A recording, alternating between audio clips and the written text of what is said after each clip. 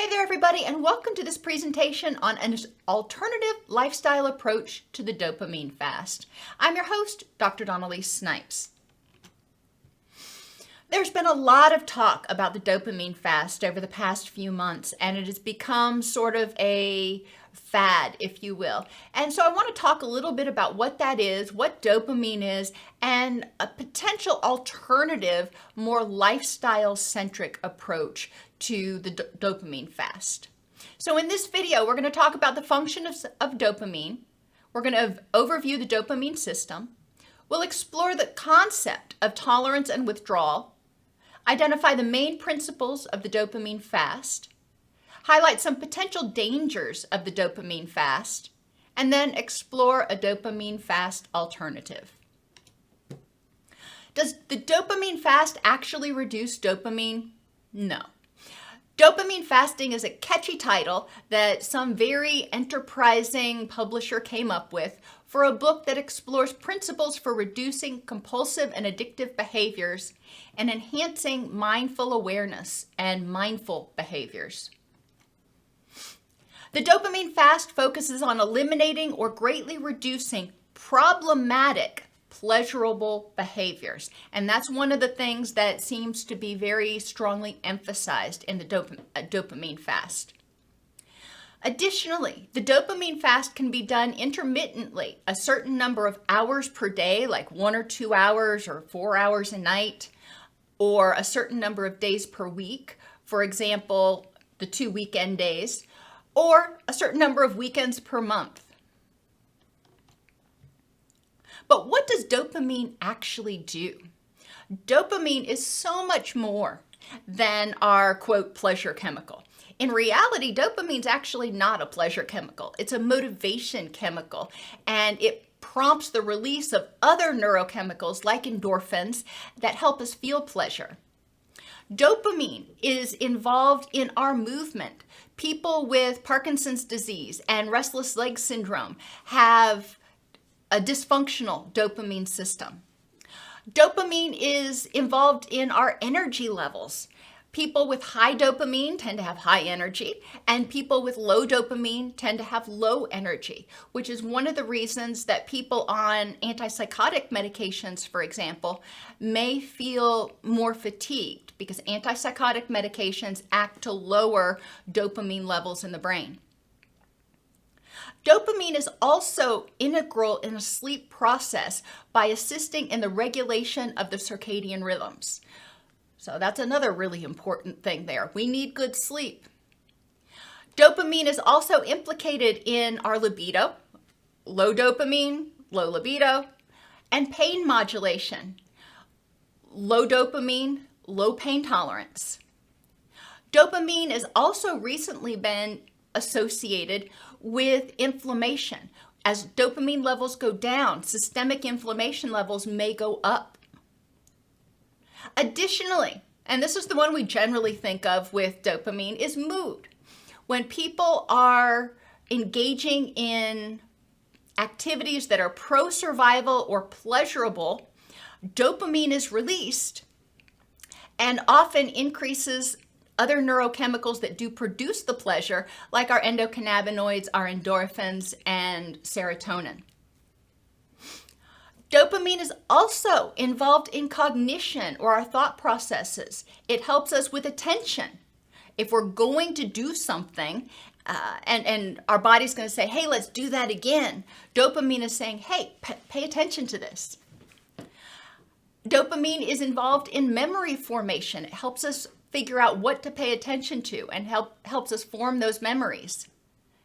And it also prompts decision making based on what's going to produce survival, what's going to produce the most pleasure. Dopamine is what I generally call a motivation chemical. And again, it's involved in so many different biological and psychological processes that grossly underestimates its power. But dopamine levels are really integral in motivation. It's our I want to do that again neurochemical. I want to get off the couch and go do that neurochemical. And dopamine is also important in impulse control. People who have low levels of serotonin and high levels of dopamine tend to be more impulsive. Serotonin helps with mood regulation. So if people are having difficulty regulating their mood, they may be more likely to act impulsively. Dopamine receptors, like most other neurotransmitters, dopamine receptors are found throughout the body. They're not just in the brain. They're not just in any one place. And imbalances can be caused by a variety of things. We need to remember that just saying my dopamine is too low or too high is a significant oversimplification of what's going on. And in order to fix it, we need to understand a little bit more about what could be causing the symptoms of not enough dopamine. There may be enough there, it's just not, the system's not working well. Too little dopamine may be made. For some reason, the person, either due to their nutrition or stress in their life, they may not actually be producing enough dopamine. It's possible. Too much or too little being secreted in response to a stimulus. When the brain is overstimulated for a long period of time, it starts to turn down its sensitivity to stimulation. So things that normally would trigger somebody's attention or get them motivated just doesn't do it anymore. So the brain becomes, or the nervous system becomes less responsive to stimuli in the environment. Likewise, if somebody has experienced trauma, they may become what we call hypervigilant. So their brain is on high alert and people respond extremely strongly to stressors in their environment or to stimuli in their environment. It could be that there's a dopamine imbalance, either too much or too little, because the dopamine is staying in the synaptic space for too long. When dopamine, or not long enough, when dopamine is released from one neuron into the synaptic space before it goes to the other neuron, the receptors, it sits there for a minute. And the longer it sits there, the more is absorbed.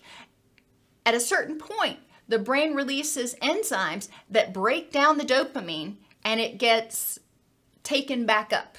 It gets put back into storage, if you will. And I know for you neuroscientists over there, you're probably cringing, but let's just go with that analogy. So if it doesn't stay in the synaptic space for long enough, if it's broken down and put away too quickly, then not enough gets through to the other side. Likewise, if it sits in the space for too long, then the other side becomes supersaturated or hypersaturated. Too much gets through. So it's important to recognize that it may not be dopamine itself. It may be the enzymes that break down the dopamine that are out of whack. Insensitivity or hypersensitivity of the dopamine receptors can also cause alterations in dopamine levels. For various reasons, some people's receptors, when dopamine comes a knockin', may not be as sensitive, but other times the receptors are supercharged and will respond excessively strongly. During addiction, especially, or anything that causes excessive stress and a neurotoxic environment in the brain, it's possible that dopamine receptors actually get eliminated and new neurons, neurogenesis, the new neurons that are formed, kind of shrivel. Think about being in a garden. When you plant a plant, from the time it's a seed through a seedling, that's when it's most vulnerable to being scorched by the sun or to drought. Once it turns into a plant and it has some good solid roots, it's a lot more resilient. So we need to recognize that if people's brains are regularly scorching, if you will, the new neurons, then we may start seeing a net loss of of neurons in the brain. And we've seen in people who have PTSD, who have chronic stress, who have addictions, that there is a significant change in the structure and the density of the brain. And there can be just a breakdown in the communication between neurons. Maybe stuff goes from one neuron into the synaptic space, gets picked up by the receptors, and it's sent down to the next neuron, but there's a breakdown in the communication. There's a breakdown in the nervous system. So there are a lot of different reasons that dopamine can get out of whack. And focusing on dopamine itself greatly oversimplifies our system. Homeostasis is a term we use a lot, and it means balance. And each person has a thermostat, if you will, to maintain homeostasis of the different neurochemicals in their body. Alterations of any hormone or neurochemical impacts most other hormones and neurochemicals. So alteration in dopamine is going to impact the levels of serotonin, endorphins, norepinephrine, glutamate, thyroxine, oxytocin, our bonding hormone, and even estrogen and testosterone. When neurons are exposed to ultra-high levels of a hormone or neurotransmitter, the nervous system, very rightly, regulates itself. That's the awesome thing. Our brain and our body are wired for self-preservation. So when it starts running too hot, if you will, it takes steps to reduce the stimulation. If too much stimulation exists, if there's too much dopamine, for example, then receptors are shut down, if you will, in order to prevent system overstimulation. Think about alcohol. When people drink alcohol, initially they may get a buzz from drinking 1 or 2 drinks. And then it doesn't take long before it takes far more than that for them to get the same buzz. That is their body shutting down the receptors and saying, you know what, no, I'm not going to let that stimulation through. When we were younger, or when I was younger, many, many years ago, there were movies that were out. And when people watch movies from the 70s and 80s now, a lot of times they find them dreadfully slow and boring. Back then, we thought they were just super exciting. But we've become habituated. We've become used to this high intensity, constant stimulation, both visual and auditory, during movies, that the old-fashioned movies aren't stimulating enough anymore. So as a society, we have actually become somewhat tolerant to dopamine in many situations. If too little dopamine exists, and this occurs, people start experiencing cravings or withdrawal. If the cravings are not acted on, if the person doesn't self-medicate by engaging in something that will produce a dopamine tsunami, eventually more receptors are created, and because they're not maintaining that neurotoxic environment, those receptors are able to flourish from seedling to full plant. Now, the dopamine fast, if you will, may have some benefits to it, because no matter how you do it, if you are giving your body a break from this overstimulation, it can be beneficial. Think about if you are driving your car and you're driving it on the interstate or wherever, and you are just pedal to the metal, not advocating for it because that'd be breaking the law, and you drive for a long, long time and your engine block starts heating up. Well, then you take a break, you let it cool down, and then you start driving again. Well, that's possible. And if you have not been in a habitual state of overstimulation, then the intermittent dopamine fast can be really helpful, because you haven't made permanent changes in the brain. You've just gotten that engine block a little too hot and you need to let it cool down. So that can be really cool. Unfortunately, And like everything, there is no one-size-fits-all treatment or intervention that works for everyone. And the biggest caveat that I've seen with the dopamine fast, and we see the same thing with yoga and meditation in some people who have trauma histories, suddenly eliminating all sources of, quote, excessive stimulation can lead to significant physiological and psychological discomfort. When people are forcing themselves, even if they're doing it willingly, when they're forcing themselves to sit with their own thoughts, with their own feelings, with their own sensations, and they become aware of those, it can trigger a cascade of flashbacks and dysphoric feelings, which may be really overwhelming to somebody with trauma. Reduced levels of dopamine stimulation may also trigger them to want to self-medicate, because they've seen that when dopamine levels are reduced, when dopamine levels go lower, that PTSD symptoms may increase. And they've seen this some too in people who take antipsychotic medications and have PTSD. They've noticed that if dopamine levels get too low, PTSD symptoms may come back. It's not saying that somebody with a history of trauma can't do meditation, can't do yoga, can't do eventually a dopamine fast. What I am saying is that the person needs to be very aware of the possibilities of what could happen when they still themselves, and have tools and support to deal with that in the event that it starts triggering distress. I promote what we'll call a dopamine fast alternative. And I've talked about this in somewhat in other videos on resetting the nervous system. The dopamine fast alternative is a lifestyle approach. And what I'm encouraging people to do, it's not for an hour, it's not for a weekend, it's an actual intentional reduction of overstimulation on a daily basis throughout your life. So it's a lifestyle approach to reduce activation of the stress response. We're not just targeting dopamine. We're not just targeting problem behaviors.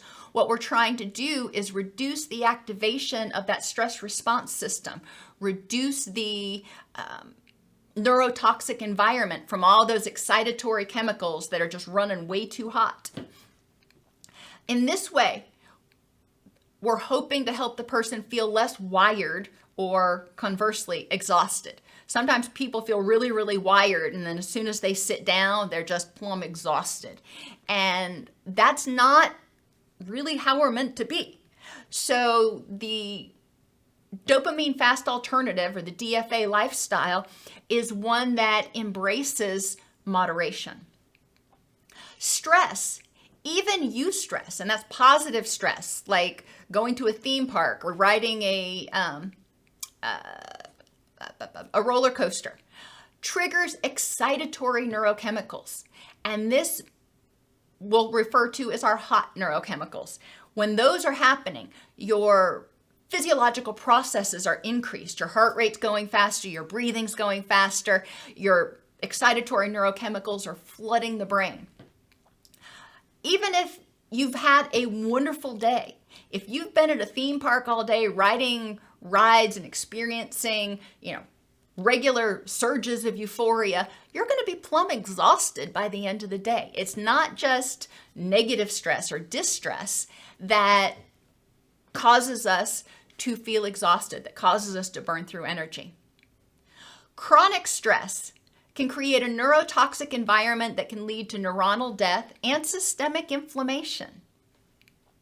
By eliminating excess input, excess stimulation, you're able to reduce neurotoxicity, including neurotoxicity of things like norepinephrine and glutamate, which are two of our distress fight or flight hormones. By reducing excess stimulation, we allow ourselves to learn to notice our feelings and develop the skills we need to tolerate distress. So when we feel angry or scared or depressed, we don't automatically start getting stressed out about it and feel like we are going to be overwhelmed. We don't automatically trigger a additional stress reaction. We become more mindful of ourself and our environment. We start to notice how we're feeling. We start to notice the things around us. How many things do you miss because you're typing on your phone or because you're listening to music and just bebopping along and you don't notice things like bunny rabbits that are hopping along on the side of the road? By reducing excess stimulation, we also encourage ourselves to find other sources of dopamine and simple pleasures. Now, those simple pleasures may not produce the same intensity of a rush that addictive behaviors do, that adrenaline type activities do, that drugs do, but it's going to help us recognize, it's going to help us feel content without feeling overstimulated. So these simple pleasures can be anything, whatever it is that makes you smile. And a lot of times when we are overstimulated, we are so focused on, all being bombarded by everything, we miss a lot of the good stuff. We miss a lot of the rainbows and the bunny rabbits and the, pretty flowers. And by reducing excess stimulation, we allow ourselves to become better able to identify and address the underlying causes of compulsive or impulsive behaviors. A lot of times we engage in these compulsive behaviors or addictive behaviors in order to escape or avoid either physical or emotional distress. As soon as we're not engaging in those behaviors, we notice the distress and we're given the opportunity to figure out, okay, well, instead of just avoiding it, sweeping it under the rug, what can I do to actually deal with it? And sometimes our compulsive or impulsive behaviors are just under stimulus control, which means we're on autopilot. We see something, we do something. We see a television, we turn it on. We see food, we eat it. And by becoming more mindful and reducing excess stimulation, we are more able to notice when we have an urge and discover that we can have an urge without having to act on it, which decouples that stimulus control. So instead of the stimulus controlling us, the stimulus may trigger us, but our brain has control. So what do you do in a DFA? Start by creating a more relaxing environment. And there are 3 S's: safe, secure, and singular. It needs to be safe. If you don't feel safe, if you can't actually sit down, take a breath, relax, close your eyes, and not be stressed out or fearful, that's not a safe environment. So what can you do to create a safe environment? What can you do to create an environment in which you feel secure, in which you feel loved? And what can you do, and this is the really hard one for us, for most of us anymore, is to create a singular or a mindful environment. And what I mean by that is creating an environment in which you're focusing on one thing in the moment. If you're eating, you're focused on eating. You don't have the television on and the dogs barking and the baby throwing stuff on the floor. Now, obviously the baby you may need to pay attention to them. I'm not saying not to, but focusing on as few things as possible in the moment. If you're watching television, you're watching television. You're not watching television and knitting and waiting for your phone to ring and looking at push notifications when they come up. That's me. You are focusing on the television. Or if you're knitting, you're focusing on your knitting. That's the first step. Really start figuring out, how can I create an environment that's safer and more secure? So doing just that is going to reduce your stress because you don't feel hypervigilant. You don't feel like you've constantly got to be on edge. Like, when are the dogs going to bark? Or when is somebody going to come in and need something? It's an environment where you can relax. And singular, and that will come next. And choose activities one at a time. Singular focus. When you do something, when you take a shower, focus on taking a shower. Not listening to the news and thinking about what you got to do at work, but focus on the shower. When you are brushing your teeth, identify particular activities and try to focus on those as you do them. That in and of itself can reduce a lot of stress, but start there. And remember, this is a lifestyle approach, so you aren't going to do all of these things the same day. You're going to gradually add them in. As you get good at one, then you can add in another one. Practice deep diaphragmatic breathing for 1 minute 3 times a day. And I encourage you to put in push notifications in your phone, whether it's when you get up and at lunch and when you go to bed or some other random times. Set a timer for 1 minute. So you don't have to count your breaths. You just breathe in for a count of 4 or maybe 8. Hold for a count of 4 or maybe 8. Exhale as slowly as possible. Hold for a count of 4 or maybe 8. And eventually you won't even need to count. You'll just breathe in, take a really big deep breath as much as you can. You'll hold for as long as you can. You'll exhale slowly, and then you'll hold for as long as you can, and then you'll repeat it. And in 1 minute, you're probably only going to have time to do a couple of those breaths. So it's not something that's going to feel like an eternity. I also encourage you, when you start practicing the breathing, to also practice doing it when you notice you're feeling stressed or overstimulated. If you're feeling overstimulated at your desk, just push yourself back, get into a place where you feel safe and comfortable so you can relax for a minute. Close your eyes and take one of those deep breaths. Hold it, exhale, hold it. Maybe do it a second time, but that will trigger your vagus nerve response. That'll trigger your relaxation response and help reduce the excitement or neurotoxicity of the brain. Stay hydrated. That's a really easy one. But hydration is essential for maintaining neurological communication throughout our body. It's essential for pain management. It's essential for cushioning our joints.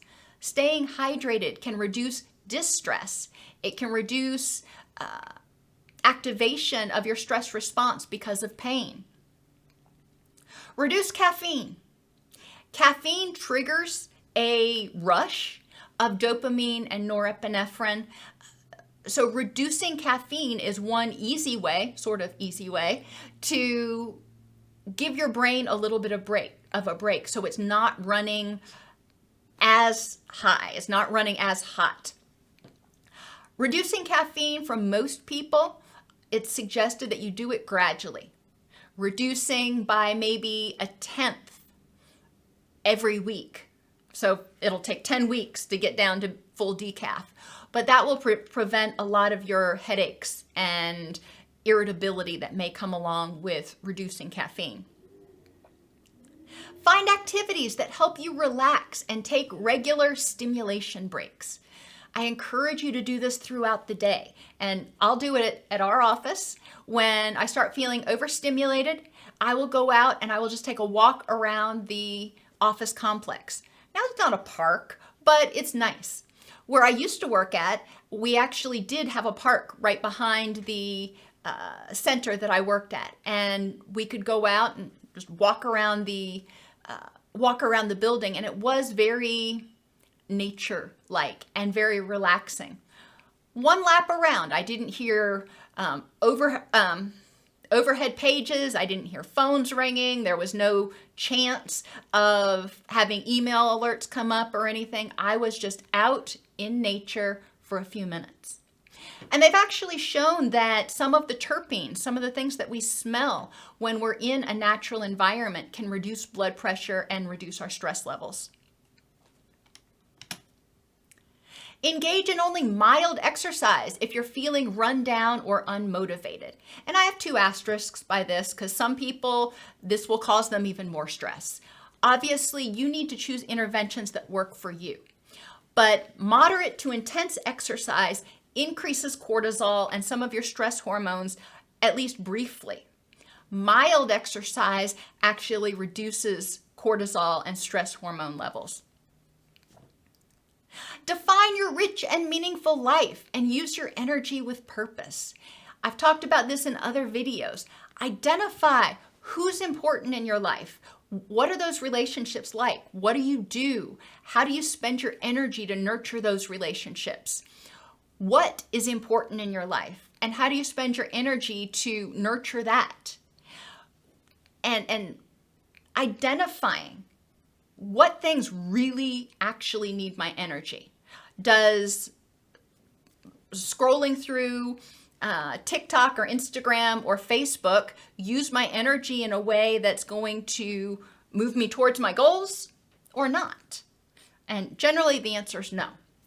And the interesting thing about a lot of social media is that it's actually been programmed to cause us to have repeated dopamine surges. And because of that, it can be somewhat, quote, addictive. Reduce or time limit internet usage and gaming, which provides never-ending novelty and reinforcement or stress. You can, if you're shopping, you can find never-ending novelty in whatever you're shopping for.